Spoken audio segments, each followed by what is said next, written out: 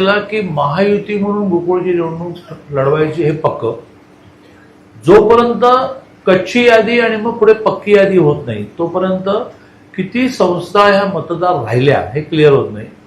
मग ते किती राहिल्या हे क्लिअर झालं की कोणाच्या किती हे क्लिअर होतं. आता काही क्लॅरिटीच नाही आहे ना. म्हणजे समजा 400 समथिंग संस्थांना SIT लागली होती आणि DDR राजकुमार पाटलांकडे होतं. तर त्यांनी त्यातलं काय केलं की त्यातल्या 170 ह्या 1300 मधल्या कॉमन होत्या त्या ठेवून बाकीच्यांना ठराव पाठवला. निर्णय दिलाच नाही. तो निर्णय उरलेल्या अंदाजे 300चा जेव्हा ते लिहितील त्यात समजा काही संस्था ह्या रद्द ठरल्या तर त्यांना ठराव दिलेला असूनही मतदान करतात. इकडे 1300कडे येऊ. 1300 मधल्या सगळ्यांच्या सुनावण्या पूर्ण झाल्या पण निकाल लिहिणं बाकी आहे.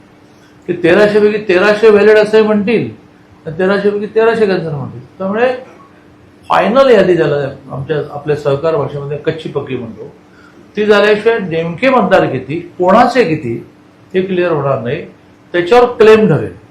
आता समजा अशी कल्पना करू की मी काही फिगर बोलली की आणि ती खरं ठरले की म्हणणं याला आधी माहिती होतं. समजा 3800 फायनल झाले आणि याच्यामध्ये समजा BJPचे 2000 आहेत तर BJP म्हणणार की बाबा तुम्ही 12-13 जागा द्या. पण ह्या जर मी 1500 गोळा केलं तर आमच्या 10-12 जागा त्या म्हणण्याला काही बेटे घेणार नाही. आता काही बोलण्याचा अर्थ नाही असं म्हणून सगळेजण ठराव गोळा करण्याला लागलेले आहेत. ठराव टेबलवर ठेवा.